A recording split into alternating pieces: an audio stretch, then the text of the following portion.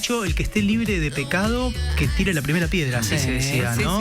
Sí. Yo creo que todos en algún momento hemos cometido este error del cual ahora vamos a hablar. El tema es cuando este error se convierte en algo sistemático y viene a responder problemas de salud graves, porque una cosa es que a vos te duela, te dé una puntada arriba del ojo y vos le preguntes a Google o al chatbot que vos quieras qué puede ser, que para mí es un gran error, pero uno dice, antes de ir al médico yo escribo rápido, quiero saber qué me pasa. ¿Quién no lo ha hecho acá? Sí, es un garrón. No me digan que no lo han hecho, porque creo que lo hemos hecho todos. Porque el ser humano odia la falta de respuestas. El cerebro humano odia la incertidumbre. Y entonces uno quiere llenar esos vacíos rápidamente. Y a lo mejor sacás un turno con el médico de acá a un día. Mirá lo que te digo, pero aún así vos querés tener un manojo de posibilidades para acercarte un poco a la certeza. Si uno eso lo lleva un poco más allá y habla de que tiene una persona problemas psicológicos y va al chat GPT, por ejemplo, a buscar no solo el diagnóstico sino el tratamiento, estamos hablando de problemas serios. Y la comunidad médica está alertando acerca de esto, lo están notando cada vez más. Y vamos a charlar con una psicóloga, ella es Débora Pedace, es fundadora y directora del Centro Terapéutico Integral. Débora, Pablo te saluda, buenas tardes, ¿cómo estás? Hola Pablo y equipo, ¿cómo andan? Buenas tardes. Bueno, muy bien, muchas gracias. Viste que arrancamos ya haciendo un mea culpa los cuatro. Creo que ya nos exponemos a que algo nos digas, Débora. Bueno, pero está bien, ¿no? ¿Quién lo pudiera dudar? O sea, la verdad es que la tecnología avanzó y estamos inmersos en ella y sería un poco ilógico no poder involucrarnos y no poder atenderla. Para mí todo el tema de la IA y todo lo que es la consulta, como vos decías recién, tiene que ver con las personas que quizás esta falta de tolerancia a la espera, quizás te dan turnos de acá a 3 meses, quizás te dan turnos de acá a 2 meses, y vos si quieres saber qué tengo, y bueno, y hablas ahí, le haces unas preguntas. Creo que lo grave de esto es cuando la persona deja de consultar o deja de ir a la presencia real para únicamente quedarse con eso.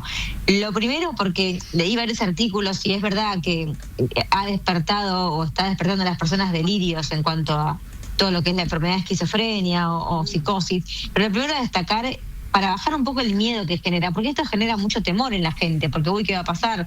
Cualquiera ahora puede tener un delirio, cualquiera ahora puede desarrollar una psicosis o una esquizofrenia. Bueno, a ver, no estamos frente a una epidemia causada por la inteligencia artificial, sino frente a un fenómeno clínico que hoy toma a la IA como contenido. La esquizofrenia está de base. No es que en una mente sana va a desarrollarse un delirio porque la persona consulte con un bot o con esta tecnología que se viene. Ahora, la persona que se queda conectada con ese bot, la persona que dice hablo con una persona o me casé con un agente de IA o tuve una relación íntima con un agente de IA, porque ahora hay mucha sexualidad también en esto, o tengo un vínculo y dejo mis vínculos reales de lado para solamente conectarme con esta persona imaginaria o este bot imaginario que lo único que hace es darte palabras de afirmación, validar tus emociones, decirte que todo lo que haces lo haces bien, que sos una gran persona, que no tenés errores, porque a ver, eso es lo que hace la IA, ¿no? Todo el tiempo te está diciendo cosas buenas.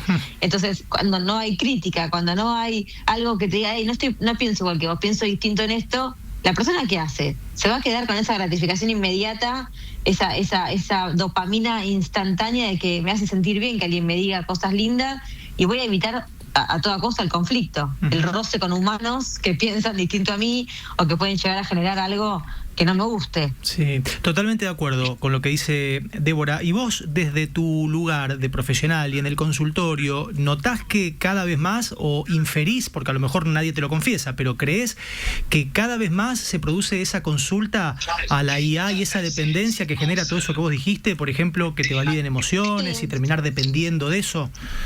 Sí, yo lo veo en pacientes, pero también lo veo en cercanos, en amigos, en en personas todo el mundo habla de esto y todos te cuentan alguna experiencia que tuvieron con la IA, con alguno de los chats especiales para esto, donde quizás un abogado antes tardaba 4 días en hacer un informe y hoy se lo pide a la IA se lo hace con el contenido que él le da. Lo he escuchado también en médicos que hacen informes clínicos con la IA, o sea, en contadores, o sea, en personas que hacen procesamiento o que hacen que antes les llevaba meses hacer un procesador para una empresa, de repente hoy lo hacen en 3 minutos y le da el código que tiene que tener 5 empleados y ya no le hacen falta porque lo hace con... O sea, lo veo constantemente. Lo que genera quizás lo malo de esto, lo que tengo que tener alarma, lo que me tiene que preocupar es cuando una persona me dice, no, tuve una relación vincular con la IA, o hablé con un hijo que falleció hace un par de años a través de la IA, o desarrollé una relación, un vínculo que me genera una dependencia hacia todos los días tener que ir a hablar con esa...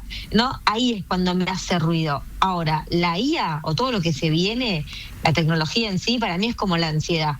Yo soy partidaria y capaz que me odien otros colegas, pero yo amo la ansiedad porque para mí la ansiedad es el motor que te permite levantarte, accionar, desafiarte. Ahora, mientras yo la controle, está perfecto. Ahora, cuando la ansiedad me empieza a controlar a mí, empiezan a aparecer los problemas. Claro. Y acá pasa lo mismo. Si yo utilizo la IA como una herramienta para mi trabajo, y lo que antes, quizás yo para cuando doy charlas busco muchas estadísticas, y antes me llevaba semanas, meses buscar una estadística de algo. Ahora le pregunto a la IA y me dice, dame una estadística de tal año, y me lo trae en 2 minutos.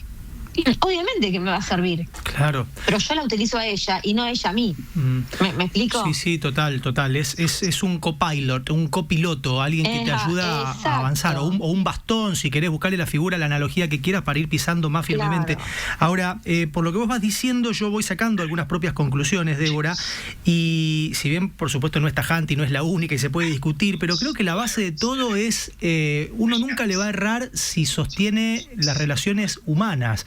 Digo, si puede haber una consulta a la IA, pero si uno, en cuanto a afecciones de salud, por ejemplo, va al médico, charla con el médico, bueno, finalmente estará a salvo. El tema o el gran problema ocurre cuando vos creés que ahí el gurú es la IA y ya no tenés ni que ir al médico, ¿no?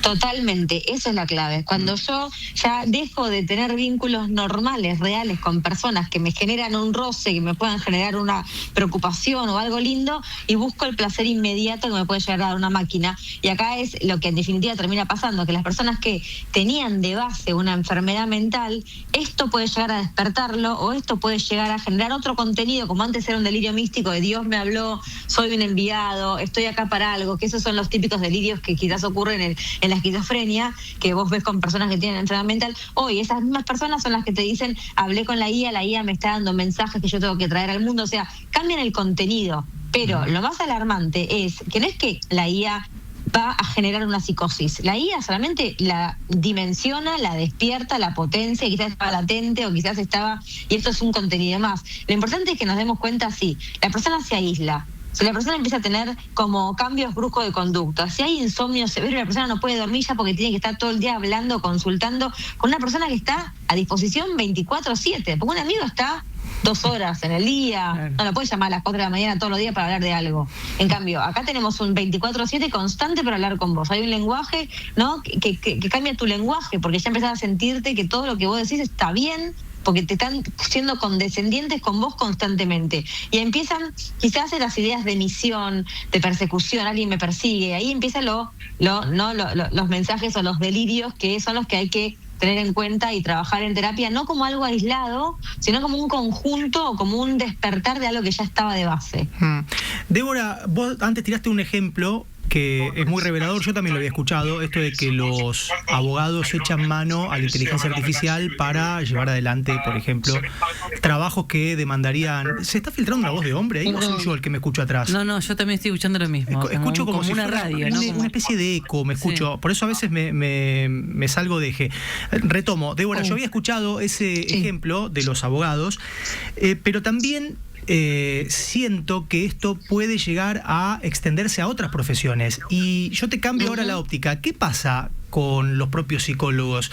¿Es un riesgo hacer informes a través de la IA? Cargar, por ejemplo, a GPT, porque puede ser muy cómodo. Mirá, yo tengo exactamente un paciente que tiene estos síntomas, un paciente que tiene esta historia. Hacemos un informe. ¿Eso ocurre también del lado de los propios profesionales y es un peligro también? Yo la verdad no sé si ocurre, no te puedo decir que alguien lo haga porque no lo sé. Lo que sé es que toda esa información queda cargada en una nube que tampoco sabemos porque no tenemos mucha información y hay una confidencialidad que el profesional de la salud mental tiene que guardar respecto de sus propios pacientes. Por eso no lo sé. Justamente hablaba hace poco con un amigo que él se ocupa, trabaja muy de lleno con todo lo que es bot, inteligencia, y me hablaba de código. No entendía nada, pero lo que me decía es, me miró los ojos y me dijo, tu profesión es la primera que se va a eliminar en esto que viene. Bueno. Porque la gente consulta, sí, gracias, le digo. No, porque la gente ya no paga terapeutas, va directamente a decir, me pasa esto, estoy angustiado por esto, ¿qué hago? ¿Cómo lo resuelvo? Y le decís al chat, ponete en el rol del mejor terapeuta de Argentina y la persona se pone en ese rol y te da respuesta. Entonces los pacientes me dicen, a veces no me sirve pagar una consulta porque ya directamente... Ahora, ¿cuál es el riesgo de esto?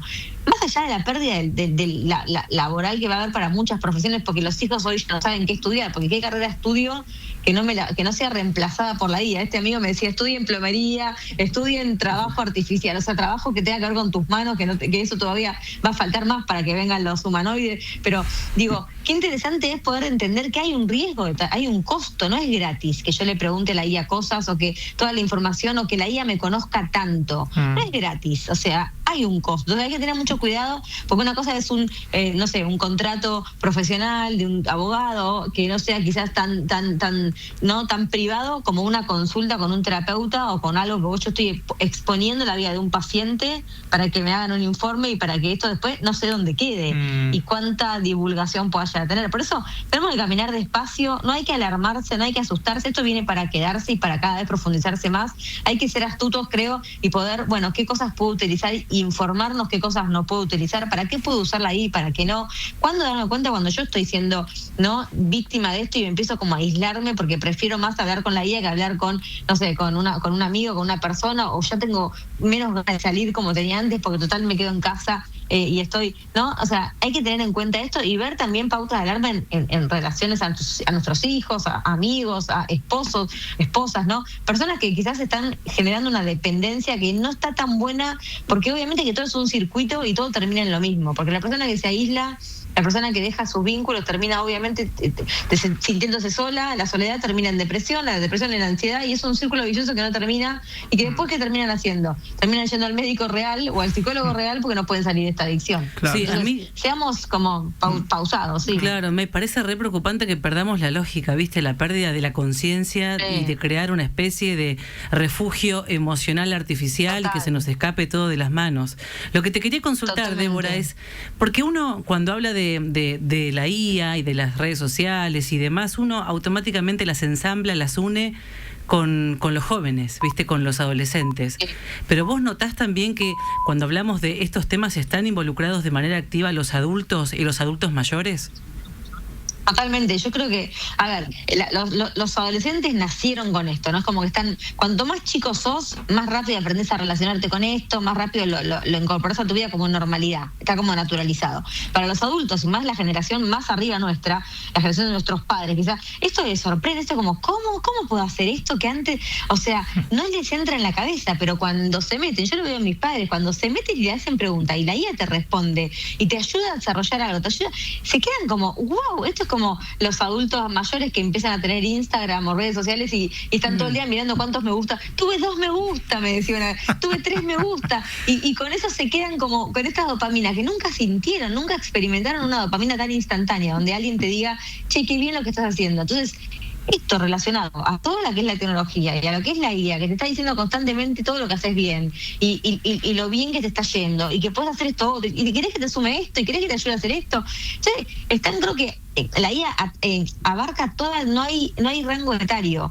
Lo que para los jóvenes, adolescentes es algo natural, para los adultos o para nuestra edad también es algo tan sorprendente que uno quiere seguir indagando, uno se queda como atrapado en eso. Entonces también es peligroso para los adultos y también es peligroso para los chicos. El tema es, acá gana quien sepa manejarlo más y quien sepa usar a la IA como una herramienta y encauzarla en ese lugar y no ponerla en el rol de personas o de humanos que no tienen ese vínculo y que no tienen ese rol tampoco. Creo que para mí eso es la base. Ha sido muy interesante escucharla a Débora. Débora, ¿tenés redes sociales en las cuales la gente que está escuchando pueda seguirte y leerte y verte?